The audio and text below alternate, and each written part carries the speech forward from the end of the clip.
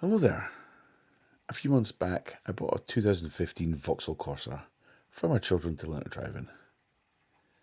Over the last couple of months, I've upgraded a couple of bits and pieces and had the wheels refurbed, kept everything topped up fluids wise, and generally it's been running really well. However, it has had one issue which has been ongoing for the last couple of months, and that's a warning that comes on when you start the car up. There it is there, code 95.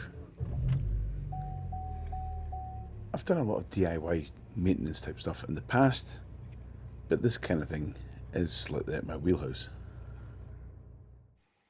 Fortuitously, King Bowling got in touch and asked me if I'd like to review the Ediag Elite, which is an OBD-II scanner with bidirectional capability and free lifetime updates. This is available from Amazon as well as King Bowling themselves, and I'll put a link in the description with a discount code if you're interested. I have previously used a plug-in OBD device, but it was a tablet style one that was wired in. I've used that to clear codes. So I've got a little bit of experience of what I'm doing here, but I've never tried a wireless one using a mobile app. And to show you how easy this one is to use, I'm actually just going to take it straight out of the box, plug it in, and go for it.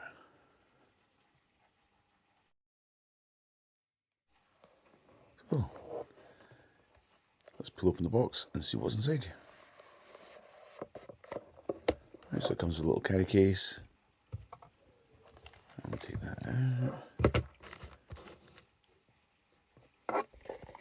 We've also got two little manuals, different languages, one of which has got the codes on the front that you need to enable it on the app.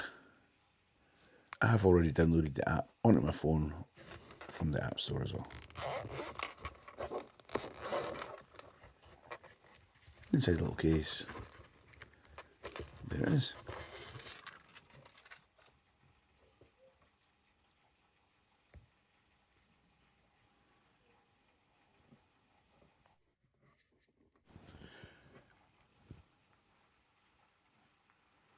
So you need the activation code and the serial number from the manual to be able to get started on the app. You can just scan the QR code to put those in automatically.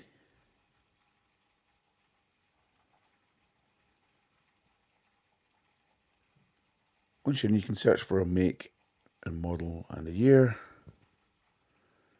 So for me, that is an Opel or a Vauxhall Corsa E.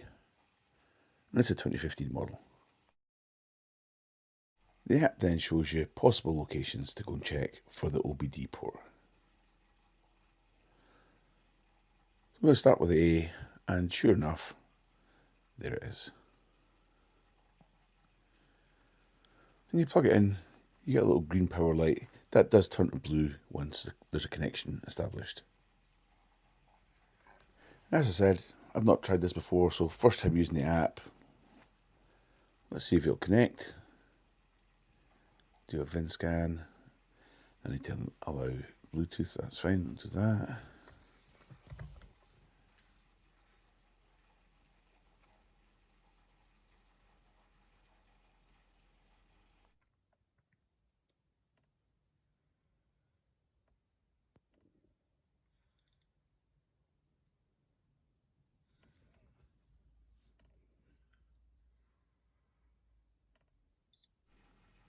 And once it's got the VIN, all you do is confirm manufacturer.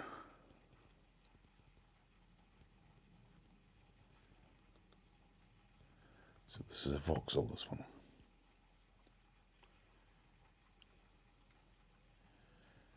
It'll then go through the download process and download the latest version of software for that manufacturer.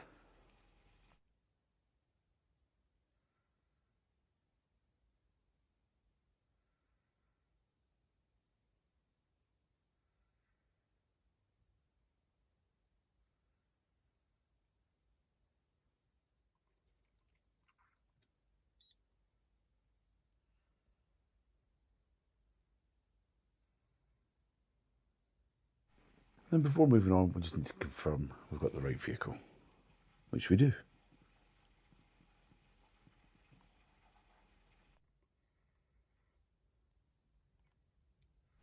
Once I'm in, the obvious place to start would be doing a health report.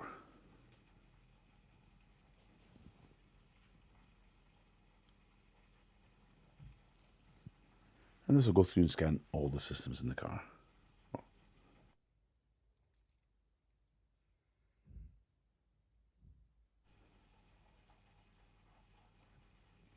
And sure enough, it's found some fault codes.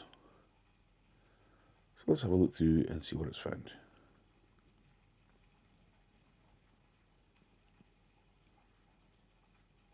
Read the fault code. Okay, let's do that. Control module, communication, chassis expansion, CAN bus off. That's great. Don't know what that means. I'm going to ignore that one. Yes, let's just clear that.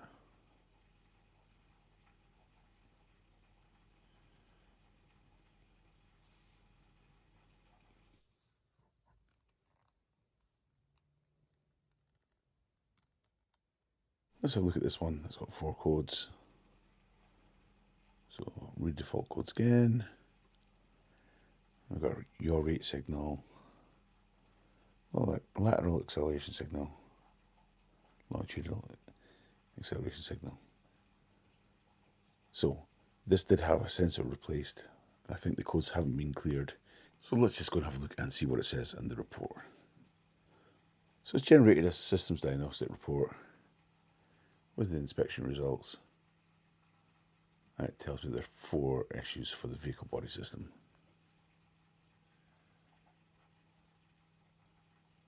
I'm going to click on there. It can then give me the individual details.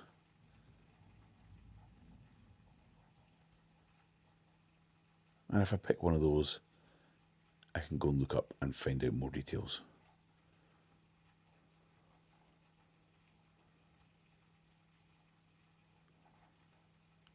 And it will go to Think GPT to look things up. So if I just pick one, it'll go and look up an answer for me.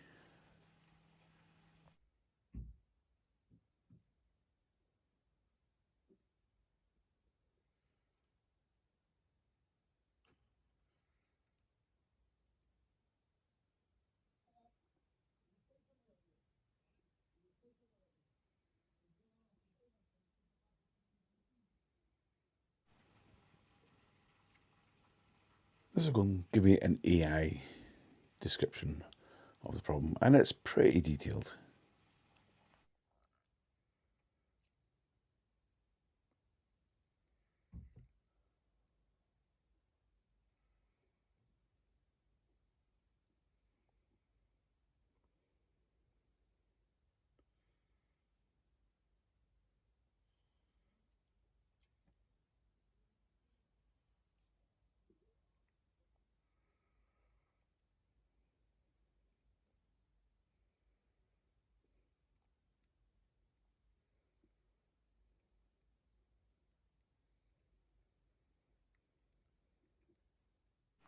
I do know that sensor has been replaced, so I've reset the codes. I'll just do another quick check. And there we go. All 4 are cleared. One of the codes was for a brake light bulb, which I've done.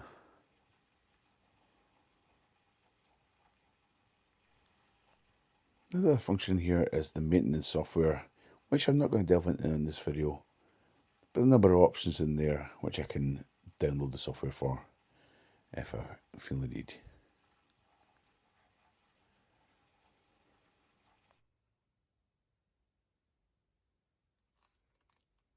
I'll come back out there just now and I'll go into the OBD functions.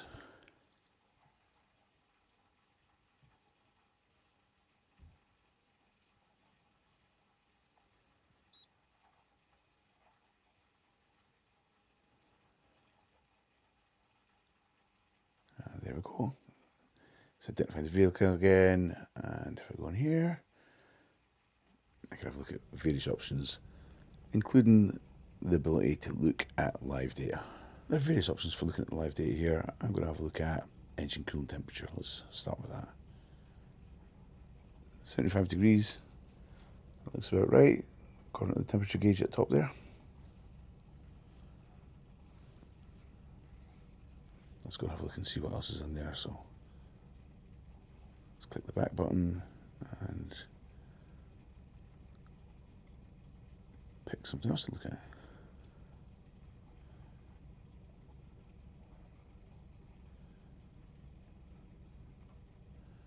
Intake air temperature.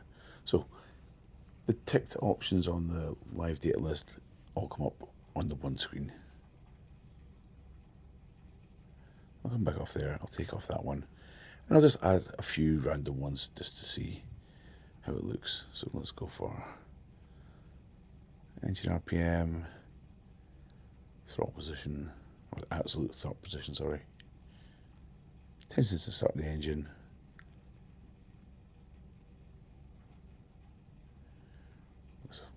Barometric pressure, let's stick that on, and relative throttle position.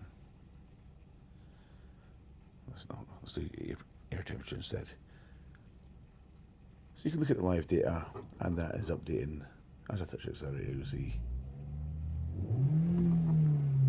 throttle position and engine revs changing. Really handy being able to see all these different pieces of live data.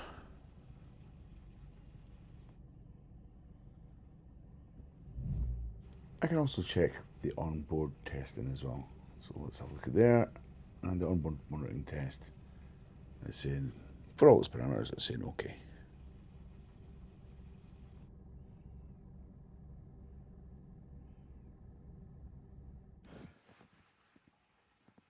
Right, that was just a whistle-stop tour of my first shot at using the Ediag Elite.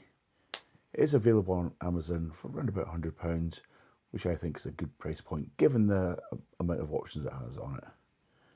I'll certainly not be using a fraction of what it's capable of. It does also come with free lifetime updates, and there's no subscription. So it's just that one-off cost.